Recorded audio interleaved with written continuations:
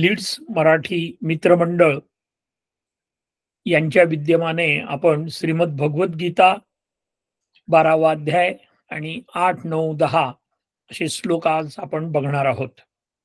सुरुवातीला प्रार्थना. ब्रह्मानंदं परमसुखदं केवलं ज्ञानमूर्तिं द्वन्द्वातीतं गगनसदृशं तत्त्वमस्यादिलक्ष्यम् एकं नित्यं विमलमचलं सर्वधी साक्षिभूतम् भावातीतं त्रिगुणरहितं सद्गुरुं तन्नमामि. नगर निवासी परमपूज्य रामकृष्ण क्षीरसागर महाराज यांच्या कृपा आशीर्वादाने आणि आपण आपल्या गुरूंचं आठवण करून आपण गुरु ब्रह्माचा श्लोक म्हणूया सगळेजण. गुरुर्ब्रह्मा गुरुर्विष्णू गुरुर्देवो महेश्वरः गुरुर्साक्षात् परब्रह्म तस्मै श्री गुरवे नमः. गुरवे नमः. गुरवे नमः. श्रीमद् भगवत गीता. वसुदेवसुतं देवं कंसचाणूरमर्दनं देवकी परमानन्दं कृष्णं वन्दे जगद्गुरुं. श्रीकृष्णं वन्दे जगद्गुरुं. 5 वेळेस भजन म्हणूया. श्री कृष्ण गोविंद हरे मुरारे हे नाथ नारायण वासुदेव. श्री कृष्ण गोविंद हरे मुरारे हे नाथ नारायण वासुदेव. श्री कृष्ण गोविंद हरे मुरारे हे नाथ नारायण वासुदेव. श्री कृष्ण गोविंद हरे मुरारे हे नाथ नारायण वासुदेव. श्री कृष्ण गोविंद हरे मुरारे हे नाथ नारायण वासुदेव. बोलो श्री कृष्ण भगवान की जय.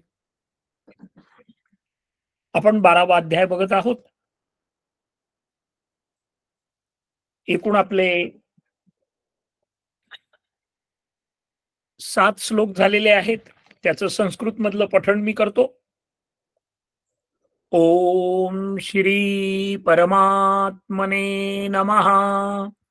श्रीमद् भगवत गीता अथ 12ोऽध्यायः.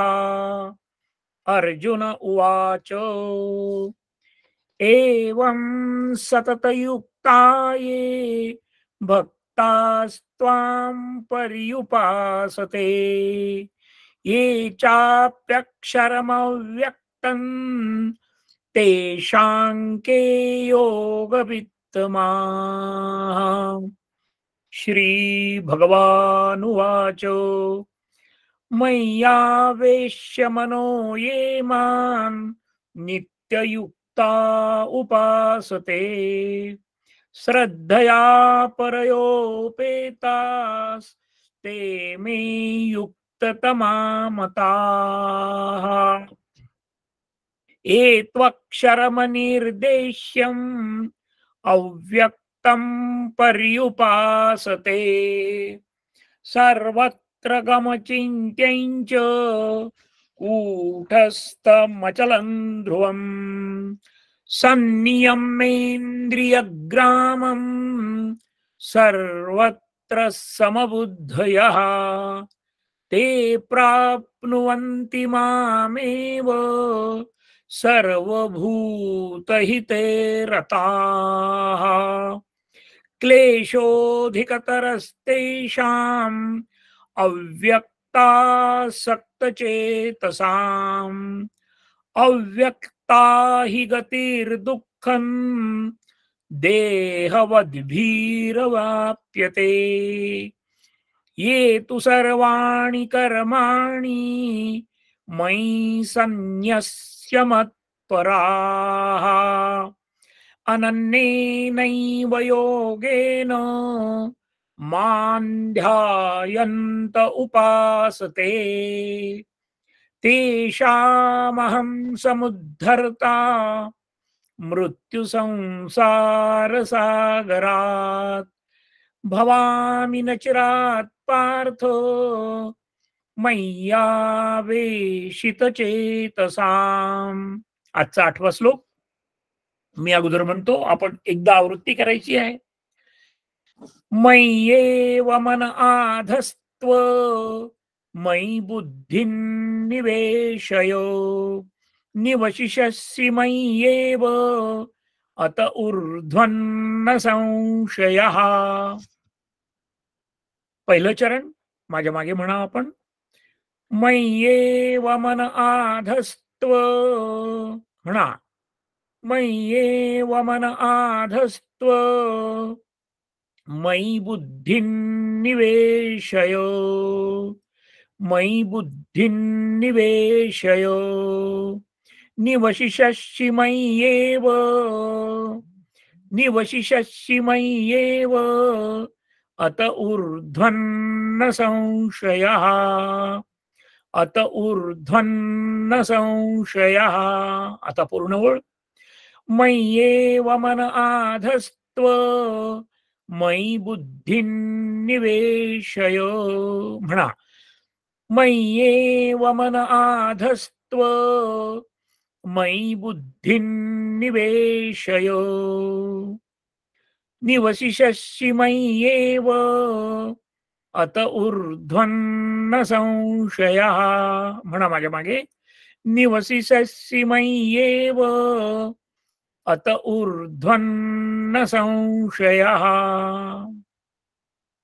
आता पूर्ण श्लोक घेणार, आपणही माझ्या मागे म्हणावं. मय्येव मन आधस्त्व मयि बुद्धिं निवेशय निवशिष्यसि मय्येव अत ऊर्ध्वन्न संशयः म्हणा. मय्येव मन आधस्त्व मयि बुद्धिं निवेशय निवशिष्यसि मय्येव अत ऊर्ध्वन्न संशयः. आपण याचा अर्थ बघणार आहोत पुस्तकात दिलेला.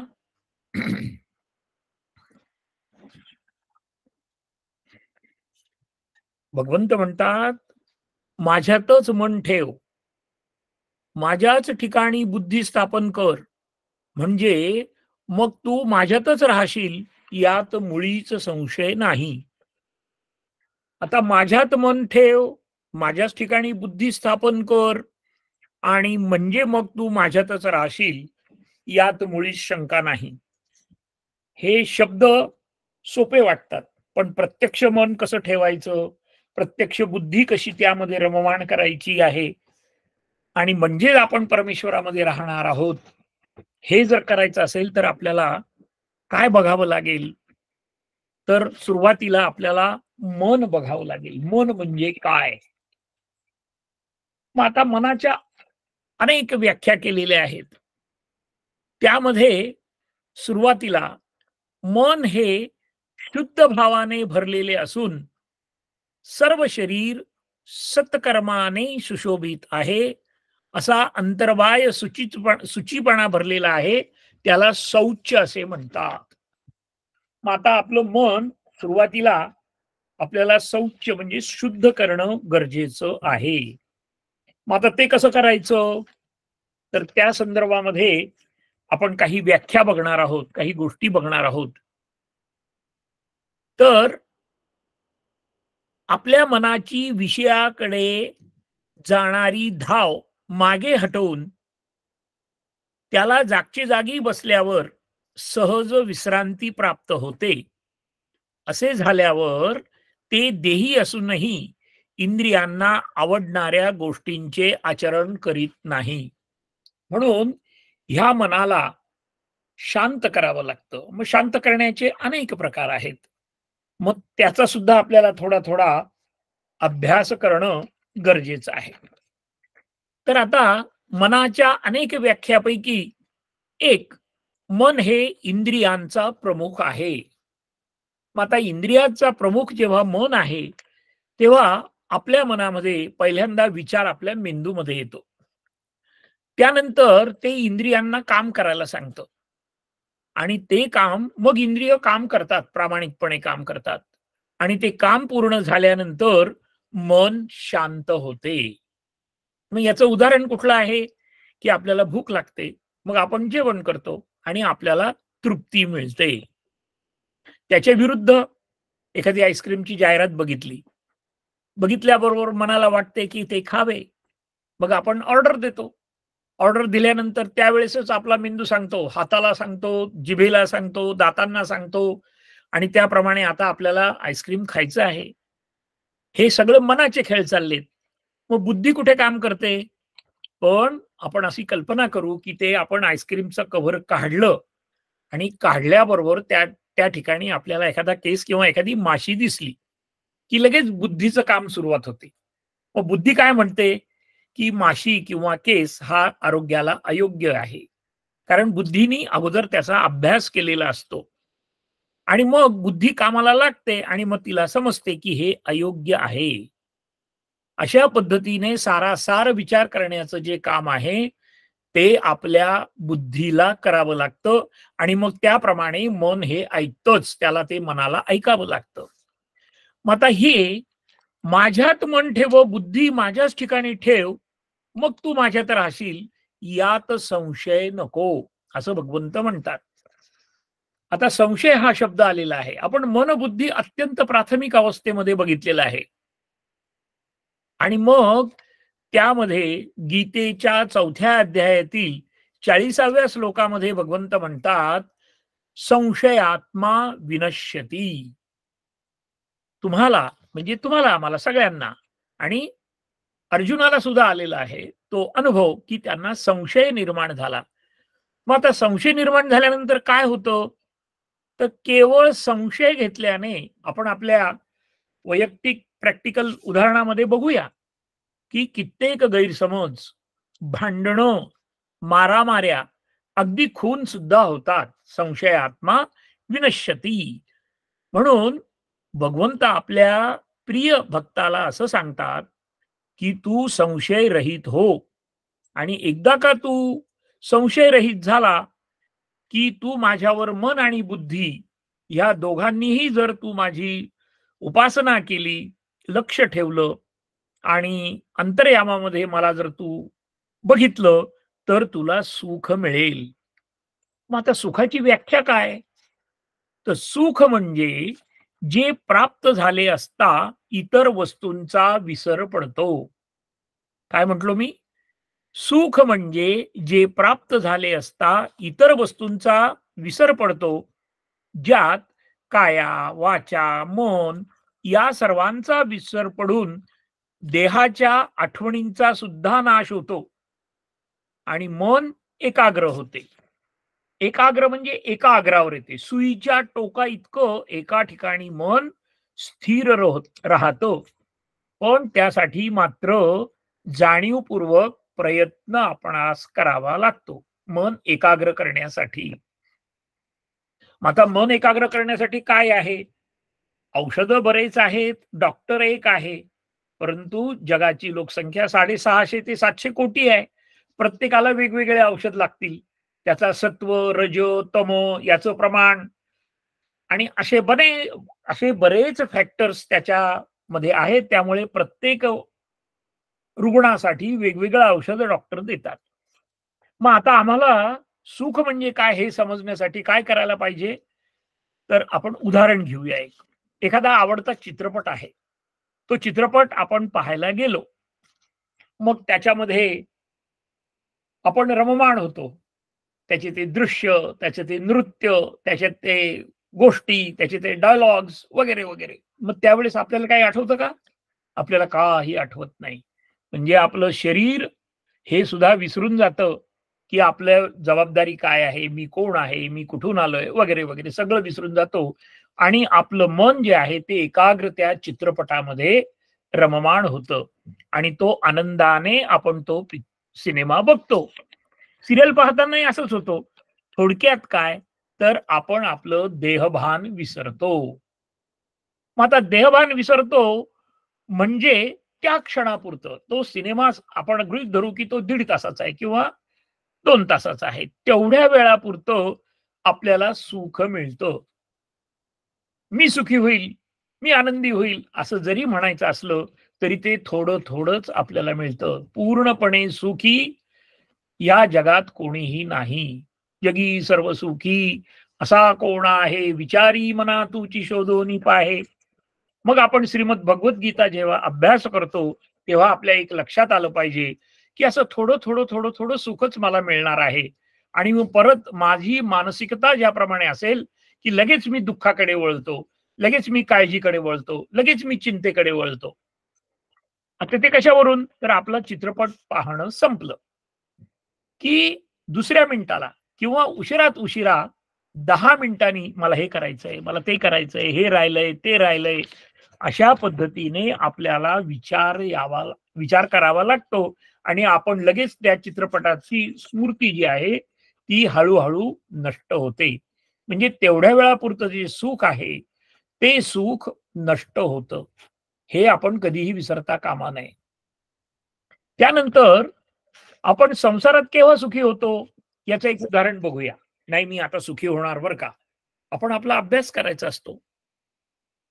मग माझं शिक्षण झाल्यावर मी सुखी होईल, माझं ग्रॅज्युएशन झाल्यावर सुखी होईल, माझं लग्न झाल्यावर मी सुखी होईल, मला मुलगा झाला, मला मुलगी झाली, की मी सुखी होईल. त्यांचं शिक्षण झाल्यावर मी सुखी होईल. असं करत, करत, करत मग त्याचा पुढे पिढी कशी वाढेल किंवा माझ्या मनातल्या इच्छा कशा पूर्ण होईल, अशाने कधीही सुख मिळत नाही. सुख हे थोडं-थोडं घ्यावं लागतं. ते सेलिब्रेट करावं लागतं. योग्य प्रकारे सेलिब्रेट करावं लागतं आणि मग असं जेव्हा आपण सुख मिळवू, त्यावेळेसच आपल्याला जीवनाचा अर्थ समजेल. तोपर्यंत आपल्या जीवनाचा अर्थ आपल्याला समजणं हे खूप अवघड आहे. मग आता आपण भक्त व्हायचंय. भगवंत म्हणतात, की "मन आणि बुद्धी तू माझ्या ठिकाणी कर." मग आता भक्त व्हायचं म्हणजे काय करायचं? तर भक्ताचे एकूण 4 प्रकार आहेत बरं का. पहिला जो आहे तो आर्त भक्त. आर्त भक्त म्हणजे काय? भवरोगाने पीडलेला. मग आता भवरोग म्हणजे काय? तर कोणी आजारी असतं, कोणाचं काही इच्छा असते, जी वास्तविक व्यवहारातली इच्छा असते आणि ती केव्हा पूर्ण होईल त्यासाठी त्याला अत्यंत बेचैन होतं. हा एक भक्त आहे. त्या भक्ताला आपण आर्त भक्त असं म्हणू. दुसरा जो भक्त आहे, तो जिज्ञासू भक्त आहे. जिज्ञासू म्हणजे काय? नेमकं काय आहे? ही भगवद्गीता काय आहे? देव काय आहे? भक्त काय आहे? आणि हे जाणण्याची इच्छा असणारा जो आहे, त्याला जिज्ञासू भक्त असं म्हणतात. आता तिसरा तो काय आहे? की अर्थार्थी. तो असतो, की संसारातील उपभोगांची नेहमी इच्छा करणारा. अर्थ म्हणजे पैसा. मला खूप मोठं व्हायचंय, मला पैसे मिळवायचे, मला काय करायचं आहे, मला हे करायचंय, मला ते करायचंय, असे जे भौतिक सुख मिळण्यासाठी सुद्धा परमेश्वराची आराधना करणारे भक्त असतात. हे काहीही चूक नाही. परंतु किती प्रमाणामध्ये आपल्याला इच्छा पाहिजे, त्याची मर्यादा आपण जोपर्यंत बुद्धीचा वापर करत नाही, तोपर्यंत ते आपल्याला समजणार नाही. आणि चौथा जो भक्त आहे, तो आहे ज्ञानी. तो भक्त कसा आहे? ज्ञानी आहे. तो फक्त एवढंच बघतो, की मला याच्यातून ज्ञान कसं मिळेल आणि ह्या समुद्र सागरामध्ये या ज्ञानाच्या सागरामध्ये मी किती आनंद घेईल, कसा आनंद घेईल याचा विचार करणारे हा चौथा भक्त आहे. आपण बघितलं, पहिला भक्त आर्त, दुसरा जिज्ञासू, तिसरा अर्थार्थी आणि चौथा ज्ञानी. पण याच्यातलं कुठलंही वावगं नाही. आपल्या मर्यादेनुसार, आपल्या वयानुसार, आपल्या अपेक्षेनुसार, मिनिमम अपेक्षानुसार आपल्याला ह्या सर्व गोष्टींची गरज आहे. म्हणून आपण भगवंताचं भक्ती करणं हे आपलं परम कर्तव्य आहे. आता गीतेत म्हटलंय, नाही ज्ञानेन सदृशम पवित्रम इह मध्ये ते आपण मागे बघितलं. तर त्या संदर्भामध्ये आपण आता पुढच्या श्लोकामध्ये बघणार आहोत की कशा पद्धतीने वैराग्य आपल्याला प्राप्त होऊ शकतं आणि त्याच्या काही प्रकार ते आपण पुढे बघूया. आपण आता 9वा श्लोक बघूया. मी एकदा वाचून दाखवतो. अथ चित्तं समाधातुं न शक्नोषि मयि स्थिरम् अभ्यासयोगेन ततो मामिच्छाप्तुं धनंजय. आता मी पूर्ण ओळ वाचतो, माझ्या मागे म्हणा आपण. अथ चित्तं समाधातुं न शक्नोषि मयि स्थिरम्. म्हणा. अथ चित्तं समाधातुं न शक्नोषि मयि स्थिरम् अभ्यासयोगेन ततो मामिच्छाप्तुं धनंजय. म्हणा माझ्या मागे. अभ्यासयोगेन ततो मामिच्छाप्तुं धनंजय. आता पूर्ण श्लोक घेऊ आपण.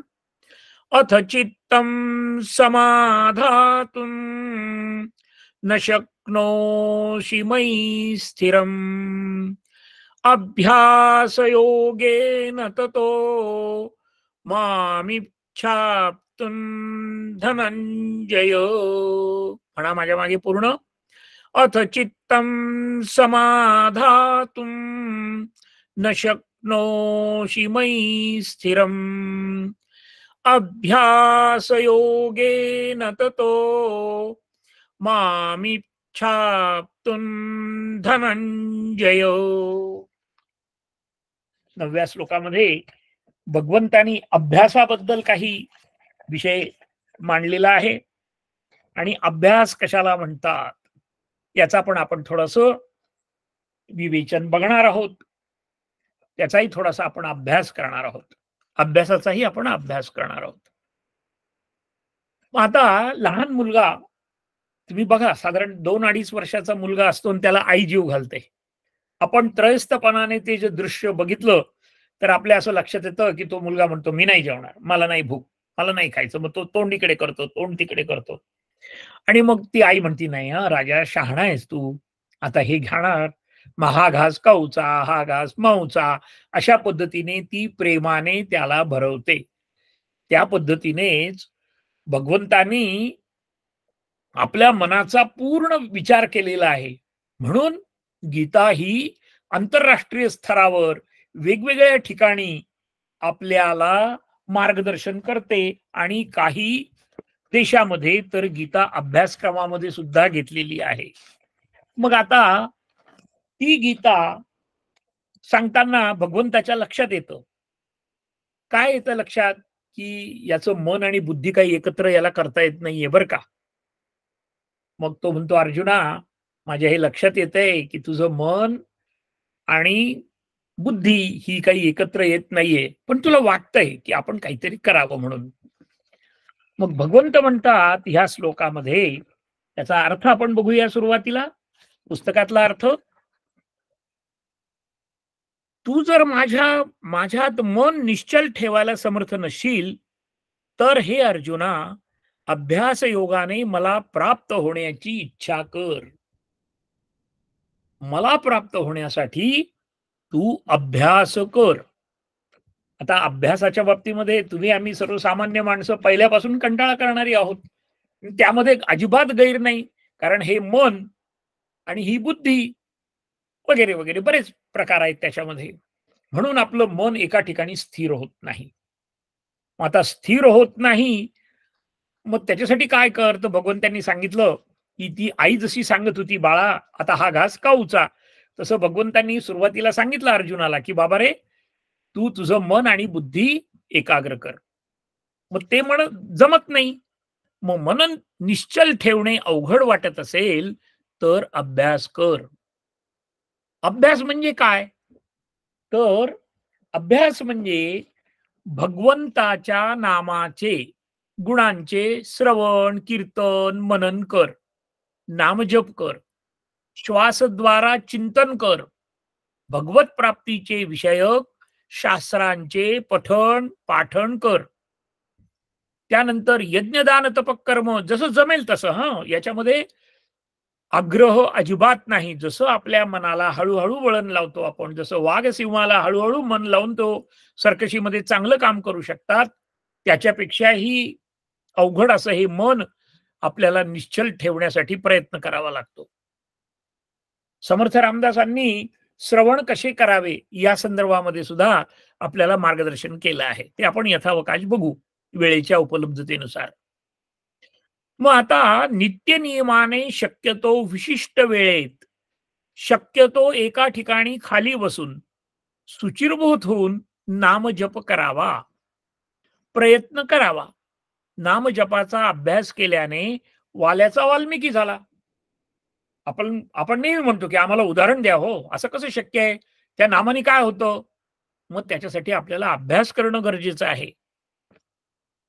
पौर्णिमेचा चंद्र जसा कलेकलेने वाढतो, तसा तसा दररोज थोडा थोडा अभ्यास, हळूहळू अभ्यास आपण जर केला, तर आपण ज्ञानी होतो.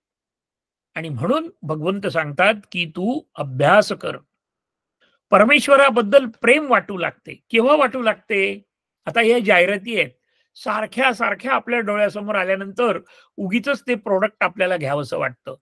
तशा पद्धतीने आपल्या घरामध्ये भगवंताचा एखादा फोटो अवश्य असावा आणि मग त्याच्याबद्दल हळू-हळू डोळ्यांच्या मार्फत आपल्या मेंदूकडे जाईल आणि मग आपल्याला प्रेम वाटू लागेल. एकदम होणार नाही हे. कोणाला 1 दिवस लागेल, कोणाला काही वर्ष लागतील. मनबुद्धी ही भगवंतावर तादात्म्य पावते आणि हळूहळू संसारातून मन निवृत्त होऊ लागतं. मग आता निवृत्त होऊ लागतं म्हणजे लगेच सगळं सोडून द्यायचं का? अजिबात नाही. परंतु शाश्वत हे नाही याची जाणीव शांतपणे, विशेषतः सकाळी उठल्याबरोबर निवांत बसायचं आणि मग म्हणायचं, की मी कोण आहे? माझा जन्म कसा झाला? माझी जबाबदारी काय आहे? माझं कर्तव्य काय आहे? आज आत्ता ताबडतोब काय कर्तव्य आहे? ते मी केलं तरी सुद्धा माझा भगवंत मला प्राप्त होणार आहे. आणि सगळ्यांचे आभार मानायचे, की आजचा दिवस भगवंतांनी दाखवलेला आहे आपल्याला. आणि मग त्याचा अभ्यास करायचा. किती 3 मिनिटं लागतात या गोष्टीला. याचा अर्थ तो संसार करायचा आहे, परंतु फळाच्या अपेक्षेने नाही, तर कर्तव्याच्या भावनेने. आणि माझं आजचं कर्तव्य काय आहे याचा सुद्धा अभ्यास आपण निरपेक्ष भावनेने केला, की आपण कृतकृत्य होतो. आता मला सांगा, अभ्यासाने मिळत नाही अशी या जगात कोणती गोष्ट आहे? कुठलीही गोष्ट नाही. सर्व जगामध्ये ज्या गोष्टी निर्माण झालेल्या आहेत, आता अंतरिक्षामध्ये हे जे यान जातात, त्याच्यासाठी काय केलंय हो? त्याच्यासाठी अभ्यास केलाय. आपण क्षणात कुठूनही बोलू शकतो, एकमेकाला पाहू शकतो. हे कशामुळे झालं? हे आधुनिक तंत्रज्ञानामुळे झालं. हे आधुनिक तंत्रज्ञान आलं कुठून? अभ्यासाने आलेलं आहे. कठीणातले कठीण रोग सुद्धा बरे होतात या अभ्यासामुळे. कोट्यावधी गोष्टी निर्माण होतात आणि त्या वेळोवेळी होतात. टेक्नॉलॉजी सुद्धा दर 15 मिनिटांनी, मी तर जरा उशिरा सांगतोय, मिनिटा-मिनिटाला बदलते. म्हणजे काय? की आपल्याला येणारी अडचण, ह्या अडचणीवर आपण केवळ अभ्यासानेच मात करू शकतो आणि आपलं जीवन सुखी करू शकतो. अहो, पण अभ्यास कर म्हणजे नेमकं काय कर? पाठांतर कर. मग त्या ठिकाणी सतसत विवेक बुद्धी, शक्ती, युक्ती, माझी क्षमता ही सुरुवातीला आपण बघितली गेली पाहिजे. मग आता त्याच्यासाठी भगवंतांनी चांगल्या आणि वाईट गोष्टी दोन्हीही निर्माण केलेल्या आहे. त्याचा आपण अभ्यास केला पाहिजे. आता अभ्यास ह्या विषयावर सुद्धा आपल्याला 3 तास बोलता येईल. परंतु अगदी छोटे-छोटे मुद्दे मी आपल्यासमोर मांडतो. ते असे, की आपला अभ्यास पाहिजे, की ह्या जगात चांगलं काय आहे, वाईट काय आहे? आपल्याला माहीत तर पाहिजे. म्हणजे मग ते घ्या. Do or not do. खरे, खोटे, खरं काय आहे, खोटं काय आहे? आपल्या सनातन धर्माची कलियुगाची सुरुवात जी आहे ती 5,000 आपण बघितलेलं आहे, की 5,500 वर्षापूर्वीपासून आपलं कलियुग सुरू झालंय. हे आपल्याला माहिती पाहिजे. मग वाईट काय आहे? मग आपल्याला कंस आठवला पाहिजे, जरासंध आठवला पाहिजे, रावण आठवला पाहिजे. म्हणजे वाईट ते आहे आणि चांगलं काय आठवतंय? गुरुदेव दत्त आहेत, राम आहेत, कृष्ण आहेत हे आपल्याला आठवलं पाहिजे. टेक्नॉलॉजी बदलते, परंतु सनातन धर्माचं एक वाक्यही सुद्धा बदलत नाही. इतर देशामध्ये जे युद्ध होतात त्यावेळेस शिवाजी महाराजांनी हा रामायण, महाभारत आणि सनातन धर्माचा अभ्यास केला आणि त्यांच्याच पद्धतीने आज जगामध्ये सुद्धा त्याचा वापर केला जातो याची माहिती आपल्याला पाहिजे. खरे काय, खोटे काय? कारण आपला अंतरात्मा जो आहे तो अत्यंत पवित्र आहे. त्यामुळे आपण एखादी खोटी गोष्ट केली, की त्याची टोचणी आपल्याला लागते, की नाही अरे मी हे खोटं बोललो. हे खरं काय आहे, की सत्यमेव जयते. सत्याचा नेहमी विजय होतो. हा आपल्याला अभ्यास करायचा आहे. नीती आणि अनिती काय आहे? अनितीने मिळवलेला पैसा हा 10 वर्षामध्ये नष्ट होतो. तो पैसा खाताना गोड वाटतो, परंतु पचवताना अवघड वाटतं आणि त्याचं उदाहरण म्हणजे वाल्या कोळी आहे. त्याची पत्नीने सुद्धा सांगितलं, की "तुझं तू बघ." त्यानंतर कर्तव्य, अकर्तव्य जाऊ द्या, त्याला काय होतं? ती एम्पॅथी जी आहे, दुसऱ्याबद्दलची जाणीव, ती आपल्याला सुखी करते. त्याचा सुद्धा अभ्यास करायला पाहिजे. आपला उजवा हात कशासाठी, आपला डावा हात कशासाठी, त्याचा काय उपयोग आहे, याचा सुद्धा आपण अभ्यास केला पाहिजे. श्रेयस आणि प्रेयस काय आहे, हेही आपल्याला लक्षात आलं पाहिजे. श्रेयस म्हणजे काय? की श्रेयस म्हणजे जे मला योग्य आहे ते आणि प्रेयस म्हणजे काय? की जे मला प्रिय आहे ते. मग आता मला श्रेयस काय आहे? की साधं जेवण जेवणं, की ज्याच्यामध्ये तेल, तूप मर्यादित स्वरूपात असावं, तिखट, मीठ मर्यादित स्वरूपात असावं. प्रेयस काय आहे? त्या मनाला असं वळण लावलंय त्यामुळे मला तिखट आणि बाकीचे पदार्थ आवडतात. पण मला आवडणं महत्वाचं नाही, तर जे माझ्या शरीराला 100 वर्ष जगण्यासाठी जे योग्य आहे, त्याचा सुद्धा अभ्यास आपण केला पाहिजे. त्याच्यानंतर वेळी-अवेळी याचा सुद्धा अभ्यास केला पाहिजे. मी आता प्रत्येकाचं उदाहरण देणं जरा अवघड आहे, पण आपण समजून घेऊ शकता. आपण कागद पेन घ्या, लिहून घ्या आणि त्याच्यावर अभ्यास करा. मग बघा कशी मजा येईल ते एका विशिष्ट आनंदामध्ये आपण जगताल. वेळी-अवेळी. सकाळीच उठून चारी ठाव जेवायला लागलं तर चालेल का हो? नाही. का नाही चालणार? त्याचा अभ्यास केला पाहिजे, की 12च्या दरम्यान मी जेवलो, की माझं सूर्याप्रमाणे माझी शरीर प्रकृती असते. त्यामुळे माझ्या जठराग्नी जो आहे तो प्रदीप्त होतो. म्हणून काही समाजामध्ये संध्याकाळी लोकं जेवत नाहीत. म्हणजे सूर्योदयाच्या आतच जेवतात. त्याचं कारण काय? म्हणजे वेळी-अवेळी. त्यानंतर योग्य-अयोग्य याचा सुद्धा आपण अभ्यास करणं गरजेचं आहे. त्याच्यानंतर खरा लाभ, खरी हानी हे सुद्धा आपल्याला समजलं पाहिजे. चाणाक्षपणा आणि निर्बुद्धपणा हा सुद्धा आपल्या लक्षात आला पाहिजे. महाभारताचा अभ्यास केल्यानंतर, गीतेचा अभ्यास केल्यानंतर, प्रतिज्ञा केल्यानंतर कशी माणसं अडचणीत येतात, याचा सुद्धा अभ्यास आपण चाणाक्षपणे केला पाहिजे. त्यानंतर मर्यादा आणि अतिरेक हे माहिती आपल्याला. शाश्वत सुख कोणतं आहे, शाश्वत दुःख कोणतं आहे, याचा सुद्धा अभ्यास आपण केला पाहिजे. हिंसा केव्हा केली पाहिजे, अहिंसा केव्हा केली पाहिजे, याचा सुद्धा अभ्यास झाला पाहिजे. घरामध्ये दुर्दैवाने एखादा प्राणी म्हणजे सापच म्हणूया आपण, तो जर शिरला तर त्याला मारायचं नाही. नाही, नाही, ती हिंसा करणं अयोग्य आहे असं आपण कुठेतरी ऐकलं, पाहिलं, वाचलं. नाही चालणार. तुम्ही वास्तुशांती केली असेल आणि त्याला त्याची जागा तुम्हाला मारणं हेच तुमचं कर्तव्य आहे. म्हणजे हिंसा योग्य ठिकाणी करणं यासाठी सुद्धा अभ्यास करावा लागेल. त्यानंतर सत्संग आणि दुर्जनांचा संग. तर या बाबतीत सुद्धा ज्याच्या फुलासंगे मातीस वास लागे. फुलाचा जो वास आहे तो मातीला लागतो. आपल्याला माहिती आहे ते. सत्संगात भवती साधुता खलानाम, साधूनाम नाही खल संगमात भवती, आमोदम नाही कुसुमानी धारयंती. आणि आपल्या सनातन धर्मामध्ये सुभाषिताचं पुस्तक घेऊन येऊ आपण. त्याप्रमाणे त्याच्यामधले एक एक सुभाषित आपलं आयुष्य बदलून टाकेल. माया, ब्रह्म काय आहे याचा सुद्धा अभ्यास करणं गरजेचं आहे. जन्म, मृत्यू काय आहे याचाही अभ्यास करणं गरजेचं आहे. आरोग्य आणि अनारोग्य याचा सुद्धा अभ्यास करणं गरजेचं आहे. मग आता ह्या ज्या आपण सगळ्या गोष्टी घेतल्या, त्याच्यासाठी काय करावं लागेल आपल्याला? काही गोष्टी मिळवायला काही गोष्टी घालवाव्या लागतील. मग आपल्याला एखादी सीरियल कमी करावी लागेल.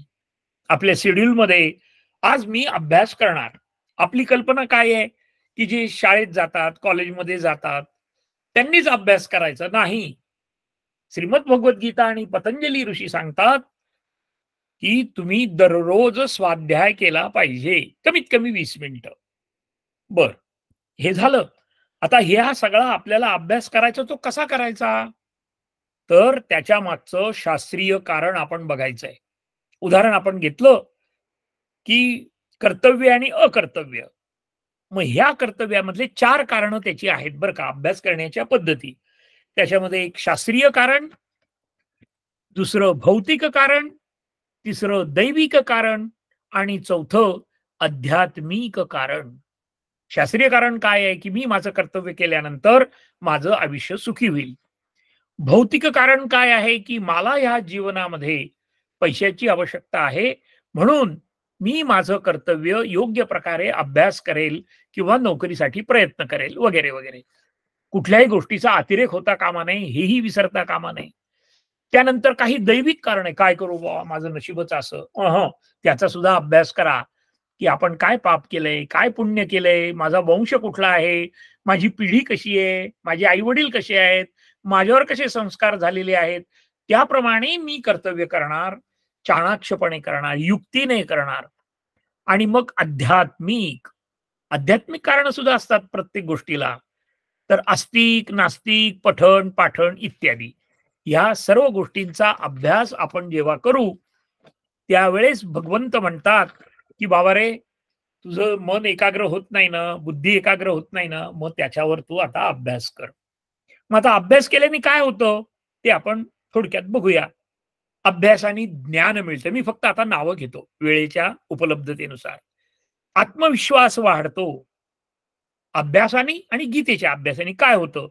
मनुष्याला कर्तृत्व मिळतं, धैर्य मिळतं, जीवनाचा आनंद मिळतो. त्यानंतर आपण एक बघूया चौथा फक्त, की तुम्ही अहो काय आमची मुलं करत नाही, आमचे घरचे कुणी लक्षच देत नाही, मी एकटाच करून काय उपयोग आहे? अहं, हे विसरून जा. तुम्ही एकट्याने केल्यानंतर आपल्या 40 पिढ्यांचा उद्धार होतो.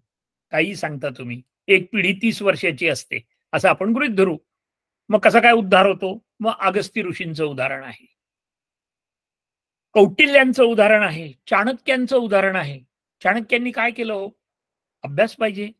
मग त्या चाणक्यांनी केवळ नंद घराण्यातला राजा हा चुकीचा वागत होता, म्हणून त्याला सांगितलं, "राजा, तू धर्माप्रमाणे वागत नाहीस, म्हणून मी तुझा नाश करणार."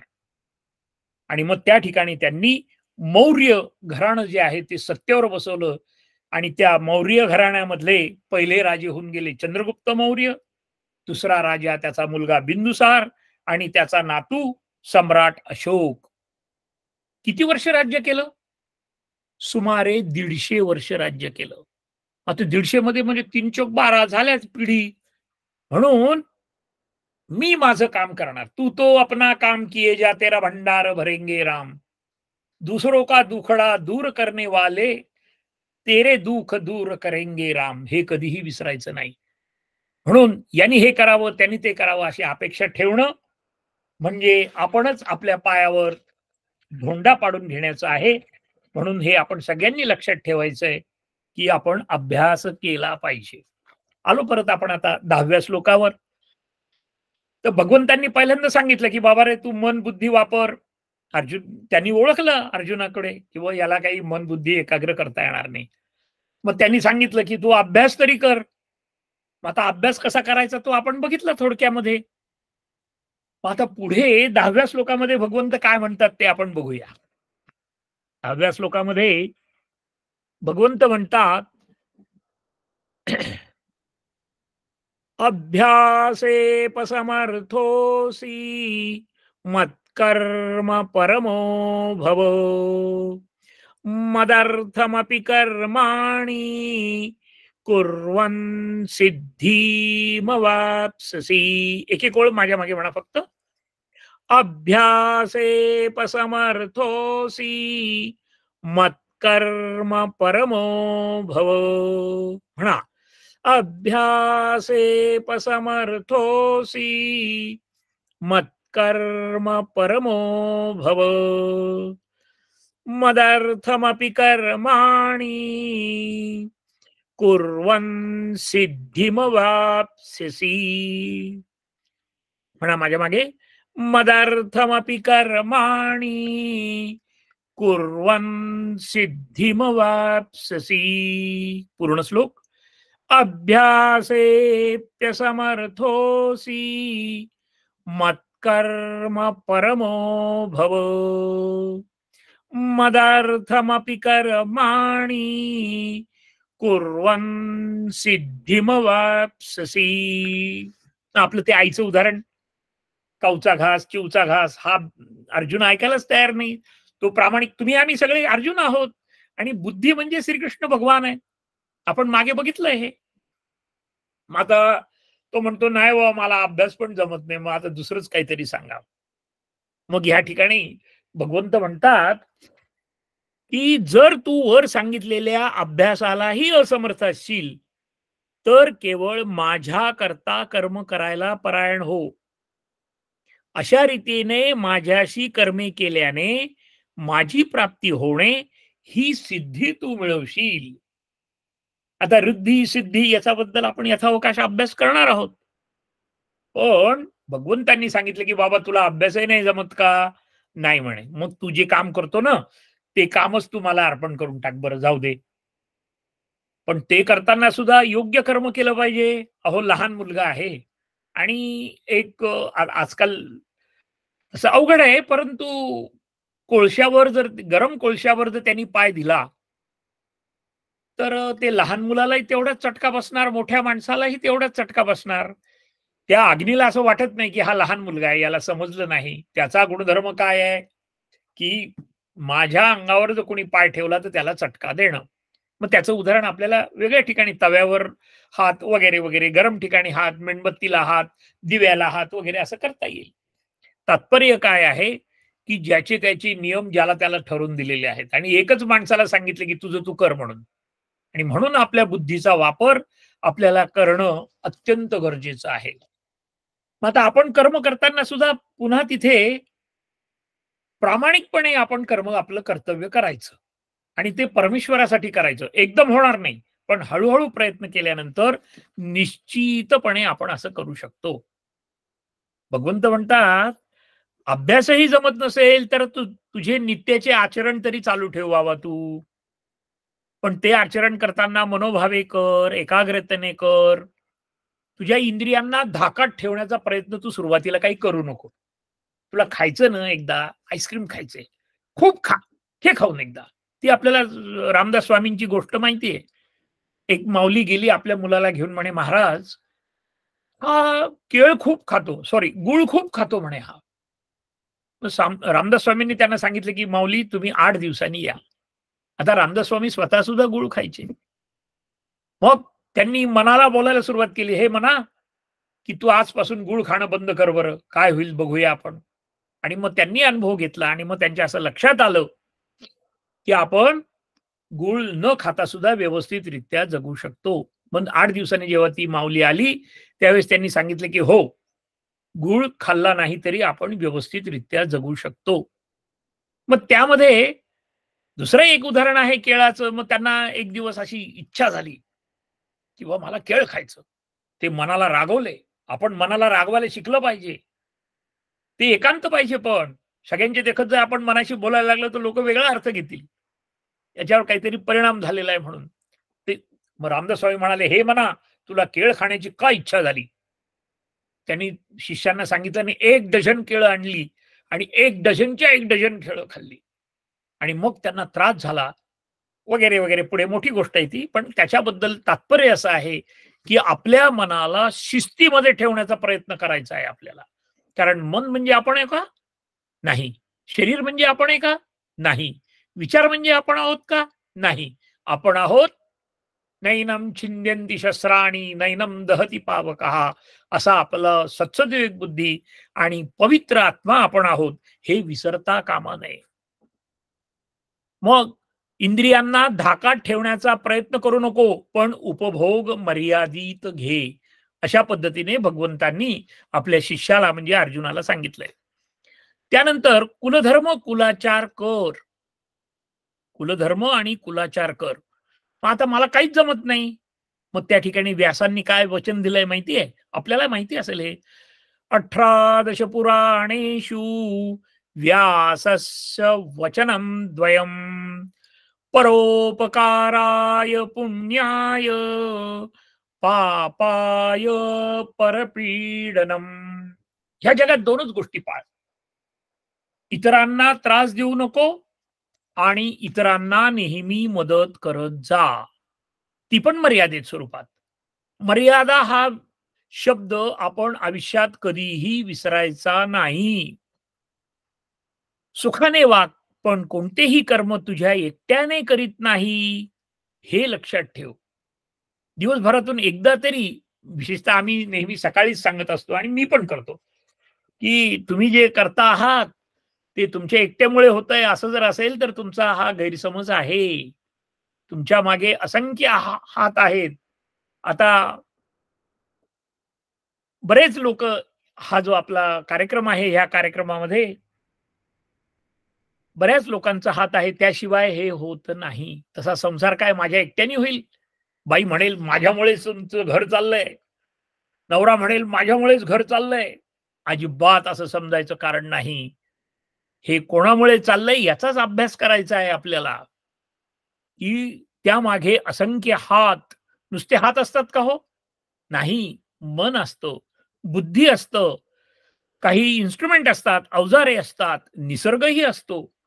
निसर्गाने आपल्याला साथ दिल्यानंतरच आपण करू शकतो ना. त्याशिवाय काय करू शकणार आहे? वाडवडिलांची पुण्याई लागते, परमेश्वराची कृपा लागते. हे तू विसरू नको. आणि हे तू विसरला नाही, की तुला अहंकार निर्माण होणार नाही. तू काहीही करू नको बाबा, अभ्यासही नको करू. पण कमीत कमी याची जाणीव तर ठेव, की तुझं नित्यकर्म तू व्यवस्थित कर. आणि तुझ्या मनातला जर अहंकार आला, तर तो हळू टाकण्याचा प्रयत्न कर. आणि ते सर्व कर्म मला प्रेम, मन, बुद्धी, श्रद्धेने अर्पण कर. म्हणजे तुला असीम शांती प्राप्त होईल. असीम शांती प्राप्त होण्याचं सुंदर उदाहरणं म्हणजे 2 उदाहरणं आहेत बरं का. तुम्ही अभ्यास करा त्या गोष्टीचा. विशेषतः आपल्या सनातन धर्मामध्ये केव्हा काय खावं, हे सांगितलेलं आहे. तर आता गणपतीला मोदक आवडतात. परंतु बासुंदी हा एक प्रकार असा आहे, की ज्यांनी आपल्याला तुष्टी आणि तृप्ती मिळते. म्हणून असीम शांती आपल्याला जर प्राप्त व्हायची असेल, तर आपण चाणाक्ष बुद्धीने करणं आणि शेवटी काय म्हणणं, तत्सत कृष्णार्पणमस्तू. अहो, घरामध्ये एक छोटंसं बाळ जन्माला येतं. त्या आईची आणि त्या वडिलांची काही अपेक्षा असते का हो तिच्याकडून? शून्य अपेक्षा असते. विशेषतः मुलगी झाली तर अजिबात अपेक्षा नसते. त्या आई वडिलांची, त्या कुटुंबाची असं म्हणणं असतं की माझं लेकरू चांगल्या ठिकाणी जावं. मग त्याच्यासाठी ते लाखो रुपये खर्च करतात. त्यावेळेस काही अपेक्षा असते का त्यांची, किंवा याच्याकडून मला हे मिळेल, मला जावयाकडून हे मिळेल? अजिबात नाही. तसं निरपेक्ष प्रेम आपण भगवंताकडे केलं आणि भगवंतही आपल्यावर अशाच पद्धतीने प्रेम करतो, हे कधीही विसरता कामा नये. आणि म्हणून सुख जर निर्माण व्हायचं असेल, तर त्यासाठी निरपेक्ष बुद्धीने आपलं कर्तव्य करावं. आता शेवटी माझ्याकडे देऊन टाक, भगवंत म्हणाले. कारण भगवंताला माहिती आहे, की बाबा रे, तुला हे सांभाळण्यासाठी तुझा जन्म पुरेसा नाही. मग आम्ही चांगलं काम केलं, तत्सत कृष्णार्पणमस्तु. चुकीचं काम दुर्दैवाने झालं, देवा मी इथून पुढे करणार नाही, ते सुद्धा कृष्णार्पणमस्तु. सगळं त्यांच्याकडे देऊन टाकायचं आणि आपण मोकळं राहायचं. हे ऐकायला सोपं वाटतं, परंतु प्रयत्नाने हे सुद्धा जमतं. मग आता का बरं असं? तर फळ न मिळाल्यास तुला दुःख होईल. फळ नाही मिळालं, एखादी अपेक्षा असते, आपले अँबिशन असते, की मला हे पाहिजे, ते पाहिजे, ते पाहिजे. मग ते नाही मिळालं की आपल्याला दुःख होतं. अरे, देवाने माझ्याकडून करून घेतलं, गेलं ते गेलं, गंगेला मिळालं. मग आणि जर तसं नाही केलं तर, तुझ्याकडे ठेवलं तर, मग राग येईल, क्रोध येईल, संताप येईल. आणि फळ चांगलं मिळालं की मी केलं, अहंकार वाढला. मग ते कर्म केल्यानंतर एक्स अमाउंट मिळाली, मग अजून एक्स प्लस वाय दोन्ही मिळाली पाहिजे. मग त्याच्यासाठी मनामध्ये लोभ निर्माण होईल. तू काय कर, तुला मिळालंय ना, तू तत्सत कृष्णार्पणमस्तु. देवा, माझं काम काय करायचं तेवढं सांगा तुम्ही. ते मिळालंय, ठीक आहे. स्थिरावला समाधीत स्थितप्रज्ञतो कसा असे, हे आपण यथावकाश बघूया. म्हणून तू कर्मबंधनात अडकू नकोस.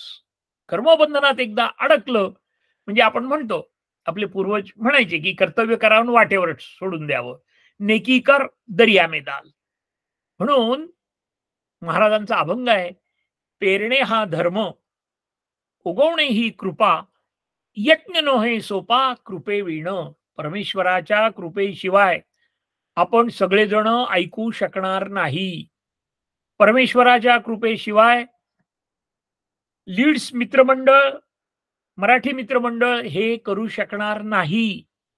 आणि परमेश्वराच्या कृपेशिवाय मला बोलण्याची बुद्धी होणार नाही. अनंत अडचणी आपोआप निर्माण होऊ शकतील, परंतु तसं होत नाही. त्याचं कारण असं आहे की परमेश्वराची कृपा, यज्ञ नोहे सोपा कृपे विण. परमेश्वराची कृपा आपल्यावर आहे, हे आपण कधीही विसरता कामा नये, आपण सगळ्यांनी. म्हणून केलेले कर्म तू मलाच अर्पण करीत जा. आणि पुढेही जाऊन सांगितलं, आपण आजचा विचार नाही करत, आपण आपल्या मृत्यूनंतरचा सुद्धा विचार भगवंतांनी केलेला आहे. ते काय म्हणतात, फलाशा न धरता तुला मृत्यू आलास, तर तू मलाच येऊन मिळशील, हे त्रिवार सत्य आहे. आपल्याला बऱ्याच गोष्टी माहिती आहेत. त्याच्यामध्ये भरत नावाचा जो राजा होता, त्याच्याबद्दलच्या आपण यथावकाश गोष्टी बघू.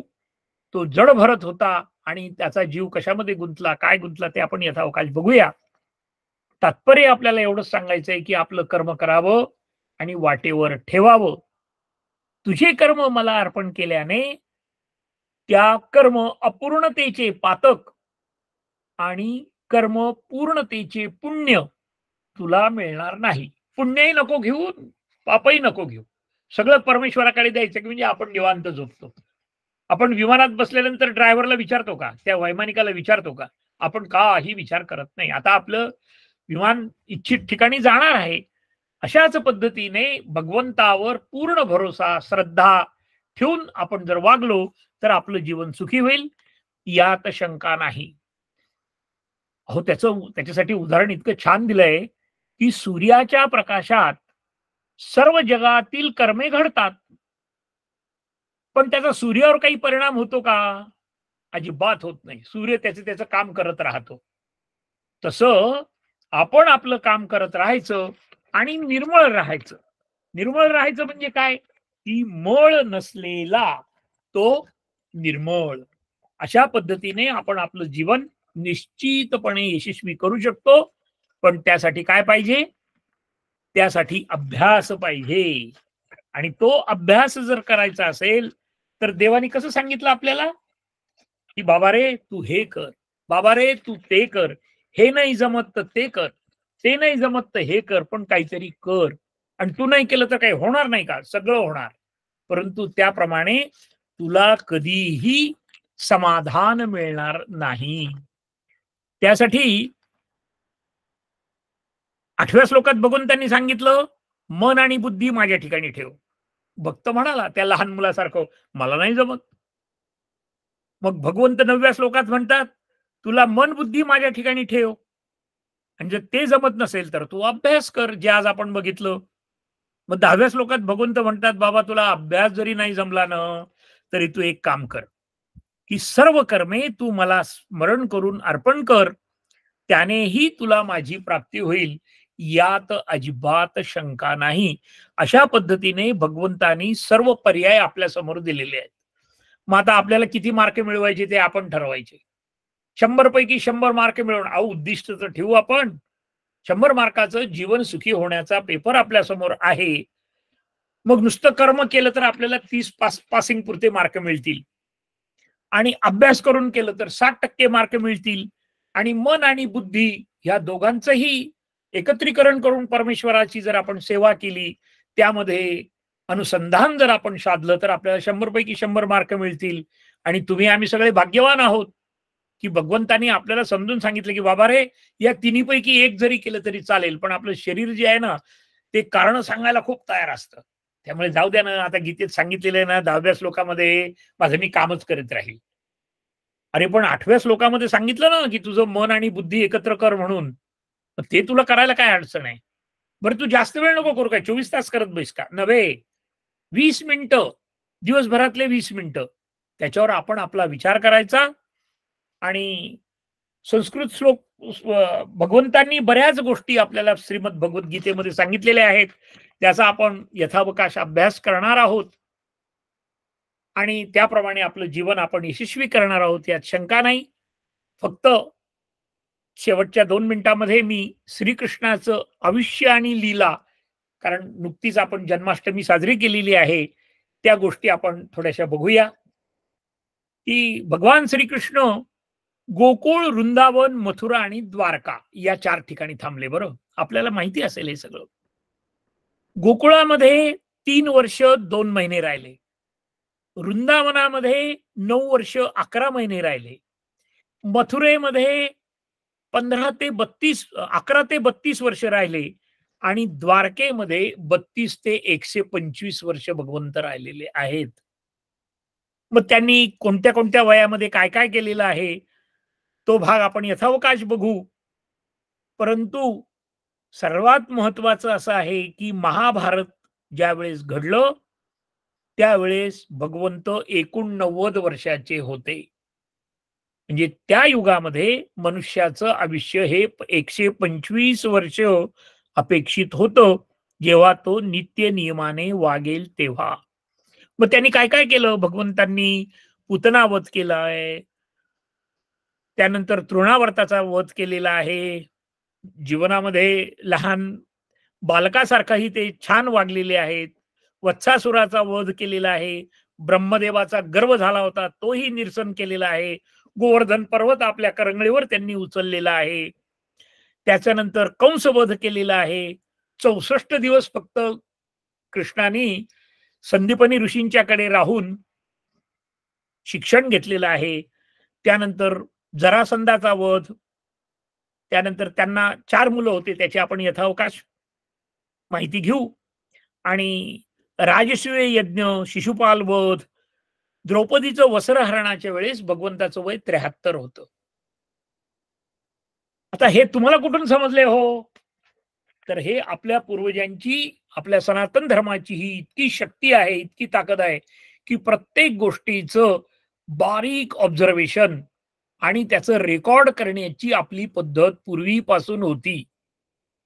ज्यावेळेस परकीयांची आक्रमणं झाली, त्यावेळेस वेद हे मुखोद्गत होते.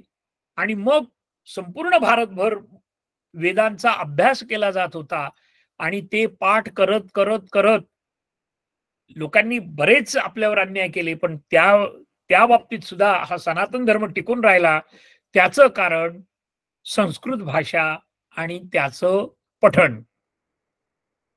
मला वाटतं रामकृष्ण हरी. आपण आता आपली प्रार्थना घेऊया.